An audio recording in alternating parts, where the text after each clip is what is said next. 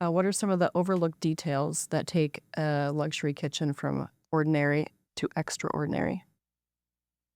Hmm. I'd say some of the overlooked details would be something as simple as the species on the interior of your cabinet. Mm. I think about one craftsman that I was speaking with, and he said, when you go to a showroom, everybody opens and closes doors and drawers. Mhm. He said, why do you do it? You're all looking for a surprise. And what do you find? The same The old thing. same thing. So True. if you just add, let's say, walnut to the interiors with some Yeah. lighting or just those kind of details, you open it up and then you're surprised and it looks stunning. It's different. Just different and Yeah. it's beautiful. That's one detail. Um, I mean, we have another detail that I think is overlooked or underestimated would be the types of profiles that you have. Mm. They're subtle and they're discreet. They're not just, how should I say this? They're not just, okay, let's just make a quarter round or let's just make this big. If you actually focus in on the design of the profiles, Mhm. there are some that just don't look good, period. And it's the difference is the small subtlety in this one that looks almost like that one. So I'd say it's small things like that are often overlooked. Yeah. Um, Well, and with profiles, mhm, with millwork in general, mhm. it's about shadowing. Yeah, And so over time, the millwork edge profiles have sort of slid and shifted, and they mhm, just don't have the same harshness, if you will, mhm. as 100 or 200 years ago. Yes, And so by having those profiles that accentuate that shadow as sure. it should be, Mhm. that really plays a huge part in Yes.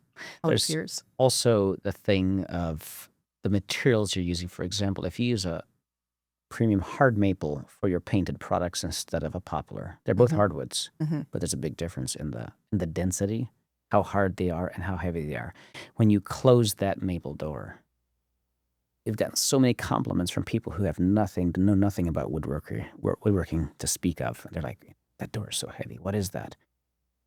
If you've got the best hinge you can buy and you've got a 3/8 panel instead of a 1/4 inch panel, you've got solid wood instead of fake wood, premium solid wood for the edges instead of Mhm. a soft wood.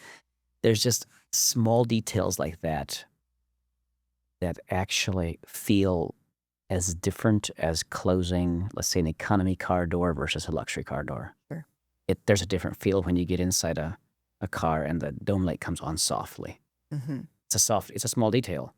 And It it's not just, feels right. yeah, it's not just this cheap little jing, jing, jing, it's just, Mhm. there's small details that make a big difference. Yeah, for sure. Okay, so you mentioned CNC. So what Mhm. other technology do you use, as compared to Okay. traditional methods? Traditional, I think the software for designing, I don't know if you can design, it'd be very difficult to design well without software. Sure. Um, I know there's incredible architects and designers and artists, but what software allows you to do is it allows you to scale everything and see it proportionally. If you ever have tried sketching something on a piece of paper, you constantly have it too tiny or too big Mhm. and you can't readjust it. Okay, I started out with this sketch and now I'm trying to make this and 'Cause your paper is patient. exactly, way too patient. And so I think that would be the biggest piece of technology that we would use. We do laser templating their spaces. So if I go out and template this space, our designers are starting with this exact space to the millimeter. Mhm. If there's no drywall on the wall, then we have a spacer that we put in place. So when they're starting their first prints, it's already right if possible. In some cases, we're designing before the place is built, then we can, then it's floor plans. But if we can, Mhm. that is a huge thing that we've added.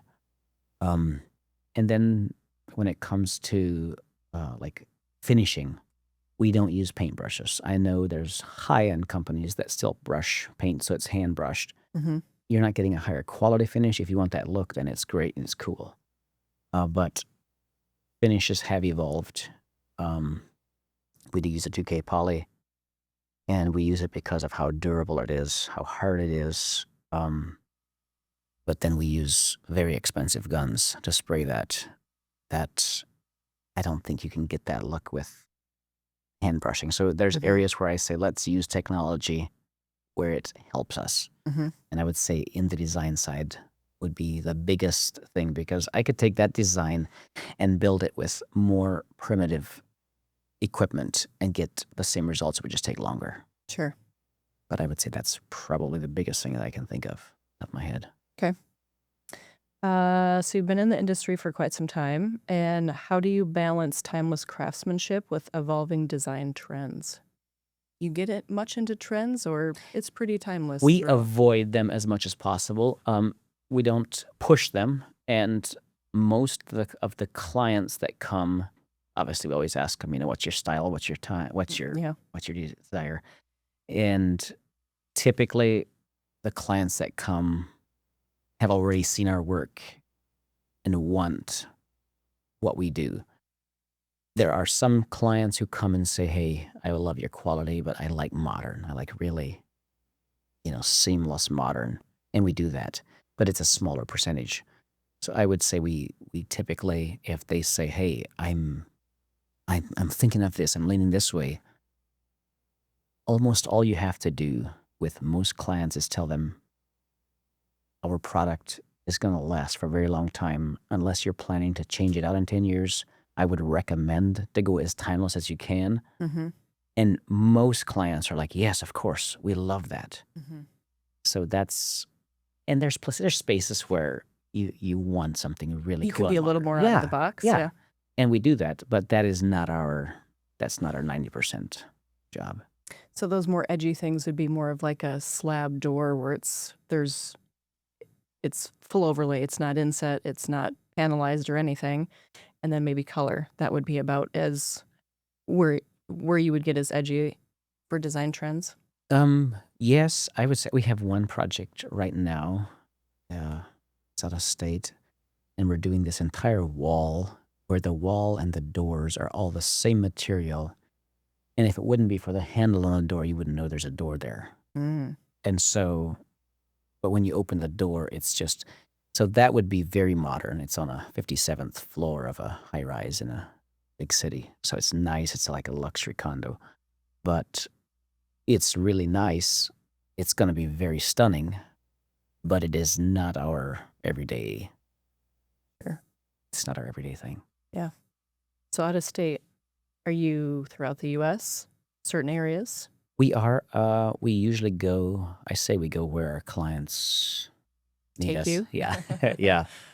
It is more expensive out of state than locally, just because of the whole. But transportation's not a big deal.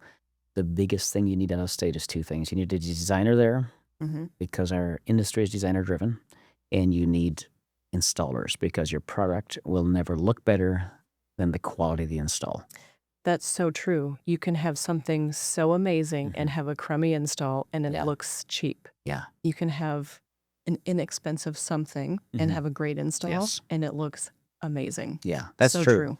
I would say, and that's maybe one area that I would say is often overlooked is the importance of not rushing the install Mm-hmm. and not trying to go cheap on the install.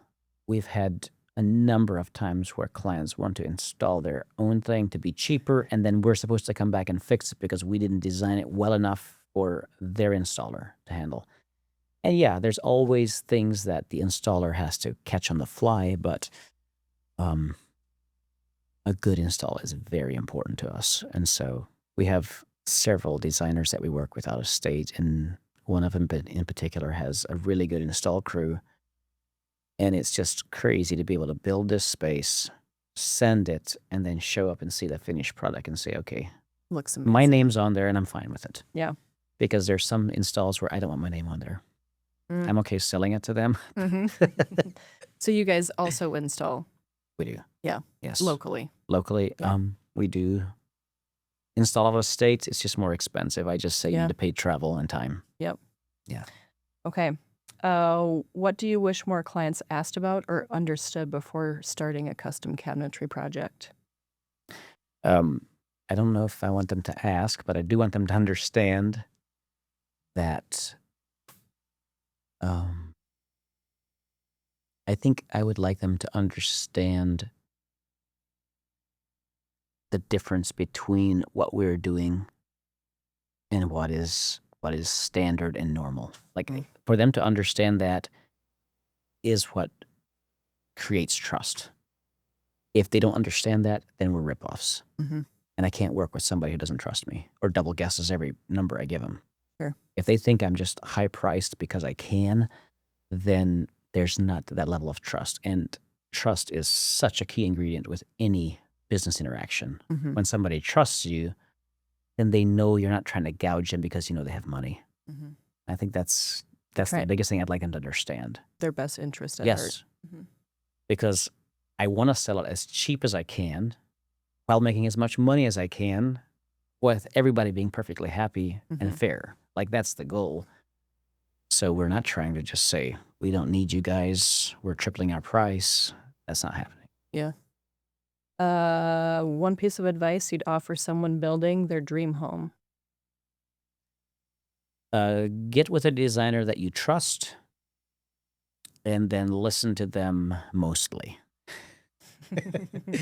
And I think a good example of that I would give is we had a doctor that we worked with, and he had an expensive designer from out of state. And I watched him and his wife listen to that designer, and they wanted the look that that designer gave them. And so they listened to her. Mhm. There was a few details where they were just like, no, this is not important to us, and we don't care that the edge banding on the shelves in the pantry looks like this. So they did override certain things, Mhm. but they got an amazing result because they listened to her. Mhm. They wouldn't have chosen that checkered tile or whatever it was. Mhm. We don't know that sometimes. And I would say that in contrast to the people who say, I don't trust any designers. And they are so insanely, um, what's the word? They're really OCD about certain details. Mm. And then there's bigger things that just totally get dropped. Mhm. And then we get blamed for them. And the truth is, you didn't want us involved in that part of your install, in that part of your countertop. Mhm. And that's what affected all of this. Mhm. So I feel like part of getting a beautiful product is choosing the right person and then letting go a certain amount.